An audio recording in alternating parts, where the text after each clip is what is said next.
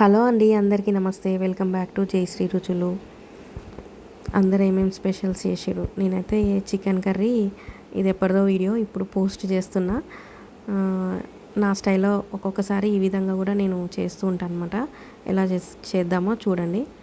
ముందుగా చికెన్ అంతా మంచిగా ఫ్రెష్గా కడిగి పెట్టుకున్న దాంట్లోనే మనకి రుచికి తగినంత ఉప్పు, కారం, అల్లం వెల్లుల్లి పేస్ట్, పసుపు, ఒక 2-3 పచ్చిమిరపకాయలు ఇట్లా సన్నగా కట్ చేసుకొని కొద్దిగా పెరుగు కూడా వేసుకోవాలి. ఒక చిన్న టీ గ్లాస్ అంతా పెరుగు వేసుకున్న తర్వాత కొద్దిగా ఆయిల్ కూడా వేసుకోవాలి.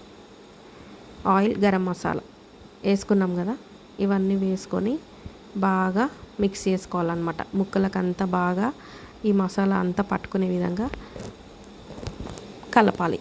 ఇలా కలుపుకున్న తర్వాత ఒక హాఫ్ అన్ అవర్ పాటు దీన్ని పక్కన ఉంచుకుంటే ఏమవుతుందంటే మంచిగా ఉప్పు కారం అనేది ముక్కలకు బాగా పట్టి మంచిగా మ్యాగ్నెట్ అవుతుంది అనమాట. మీరు కనుక నా వీడియో ఫస్ట్ టైం చూసినట్టయితే తప్పకుండా ఒక చిన్న లైక్, అలాగే సబ్స్క్రైబ్ చేయడం మాత్రం మర్చిపోకండి. మనం తొందరలోనే 10K క్రాస్ అవ్వాలని, మీ ఆశీర్వాదం నాకు ఉండాలని నేను అనుకుంటున్నాను. చూసిరు కదా ఎలా కలుపుకున్నానో. దీని ఒక అర్ధగంట సేపు పక్కన పెట్టుకుందాం. హాఫ్ అన్ అవర్ అయిపోయింది కదా. ఇప్పుడు మనం స్టవ్ ఆన్ చేసుకొని ఆయిల్ వేసుకొని ఒక 3 ఉల్లిపాయలు సన్నగా కట్ చేసుకొని బాగా ఫ్రై చేసుకోవాలి, గోల్డెన్ కలర్ వచ్చేంతవరకు. చూసిరు కదా, ఈ విధంగా బాగా ఫ్రై చేసుకొని ఇప్పుడు మనం కలిపి పెట్టుకున్న చికెన్ ఉంది కదా, ఆ చికెన్ అంతా ఇందులో యాడ్ చేసుకోవాలి. చూసిరు కదా, ఈ విధంగా యాడ్ చేసుకొని కొద్దిసేపు ఫ్రై చేసుకోవాలి. ఈ చికెన్ అంతా ఇందులో వేసుకొని కిందికి మీదికి ఇట్లా కలుపుతూ కొద్దిసేపు ఇట్లా ఫ్రై అవ్వనివ్వాలి. చూస్తుంటేనే నోరు ఊరిపోతుంది కలర్ చూస్తే అయితే. చూసారు కదా, ఈ విధంగా కలుపుకొని మూత పెట్టుకొని ఒక 2-3 నిమిషాలు బాగా మగ్గనివ్వాలి. అప్పుడప్పుడు మధ్యలో మూత తీస్తూ ఇలా కలుపుకుంటూ ఉండాలన్నమాట. చూసారు కదా, కొద్దిగా ఉడికినట్టు అయింది కదా.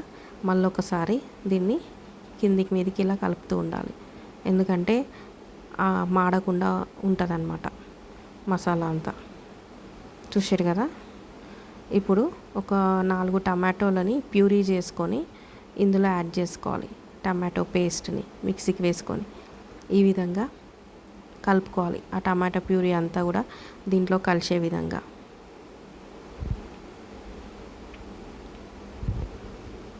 ఈ విధంగా కలుపుకొని ఇప్పుడు దాంట్లోనే కొద్దిగా ఇట్లా వాటర్ వస్తూ ఉంటాయి అన్నమాట. ఇంకొన్ని వాటర్ యాడ్ చేసుకొని బాగా కలుపుకొని కొద్దిసేపు ఉడకనివ్వాలి. ఒక 2-3 నిమిషాలు ఇలా ఉడకనిచ్చిన తర్వాత మనకి ఈ విధంగా కనిపిస్తూ ఉంటుంది అనమాట. ఇందులోనే మనం కొబ్బరి పొడి కూడా యాడ్ చేసుకోవాలి. కొబ్బరి పొడి, కరివేపాకు. చూసారు కదా ఎలా ఉడుకుతుందో కూర. ఇప్పుడు కొద్దిగా చికెన్ మసాలా కూడా వేసి కలుపుకోవాలి. ఈ టమాటో ప్యూరీ వేసినాం కదా, కొంచెం బాగా ఉడకనివ్వాలన్నమాట. ఆ పచ్చి వాసన అంతా వెళ్ళిపోతుంది అనమాట, ఎంత బాయిల్ అవుతే అంత చికెన్ అంతా. ఈ విధంగా ఉడికింది కదా, ఇక ఆల్మోస్ట్ మన కర్రీ అయిపోయినట్టే. ఇంకొద్దిసేపు మగ్గనిస్తే సరిపోతుంది.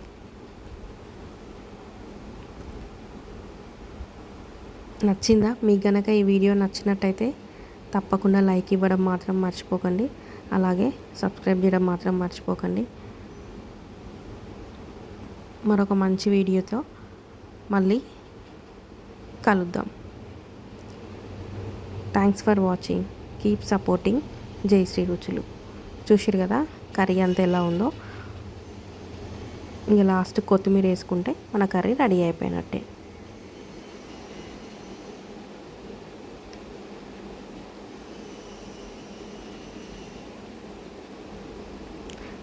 Thanks for watching. Bye friends.